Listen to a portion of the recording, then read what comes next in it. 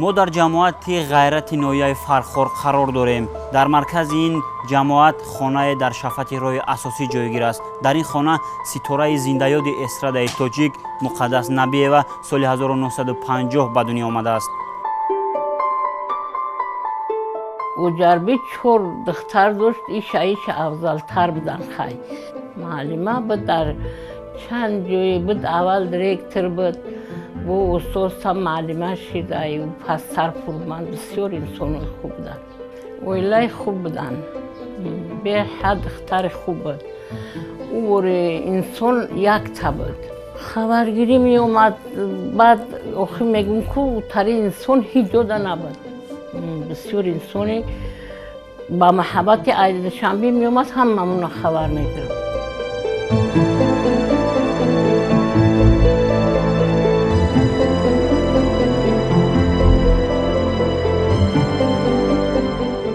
مقدس نبی و از آب فرخور چشیده از هوای فرخور بهره گرفته است. ماس او را مادرش از همین خانه به خانه کودکان شهر دوشنبه فرستاده است.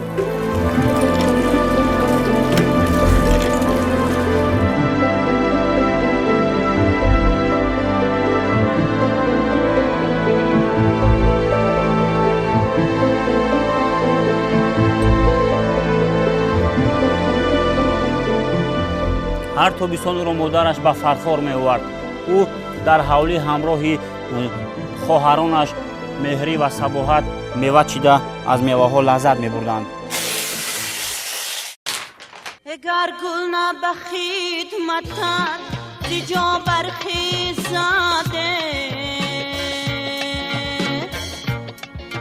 بحری زدنش لباس پیشم بود. خبرگیری می اومد، بعد آخی میگم که تری انسان هیچ جدا نبود.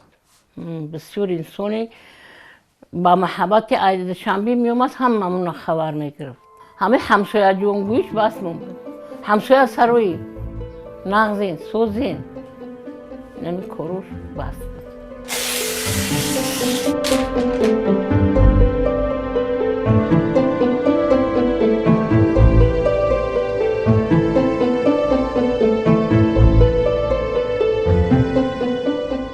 من خیلی خردسال بودم، میشنویدم که در رادیو گوش میکردم و میگفتن که مقدس نبیه و خیلی من خرد بودم، نمیفهمیدم که این انسان کی بود و مادرم میپرسیدم که مادر جان این کی است که قدر زیبا سرود میخواند و مادرم نو قدر نغز میدید. سخن کردن برای خالم و میگفت که این خالتون هسته و هر وقت میشنوید خیلی غمگین میشد، گریه میکرد. چکره چکیدن گیرا زلفاش خمیدن گیرا چکره چکیدن گیرا زلفاش خمیدن گیرا های روخی جانانم عرق چکیدن گیرا های روخی جانانم عرق چکیدن گیرا. میدونم در مکتب ورزشی ناحیه کار میکردن و هم در تئاتر خلقی هم کاری داشتن و هر بیگاه برای در آن زمانها همین خیلی برای کارگران و کارگر جوانان کنسرت ها میدادن و هر بیگاه کنسرت میشد در تالار کینوتئاتر اون وقته و من همیشه در قطار اول می نشستم، با وجود که خیلی خرد بودم در قطار اول می نشستم تا که مقدس رو از نزدیک ببینم. جانی من ای جانی من سلطانی من سلطانی من دریای بی پایانی من بالاتر از پینداری من ای نوری نوری نوری من ای نوری خاندانی من ای مونسی زندانی من ای نوری نوری نوری من.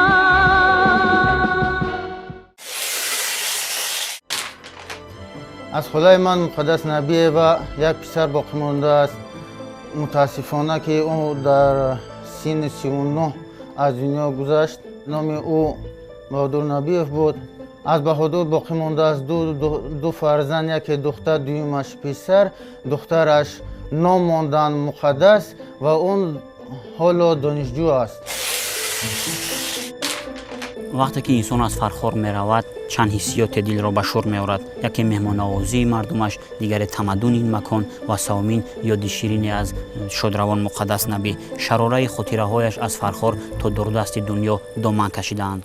باز تاریکی و بر یادم رسید، چشمای میرباری مادرم، دورم از او تا که باشم دستم، در نفسهای پسینی مادرم، دورم از او تا که باشم دستم، در نفسهای پسینی مادرم.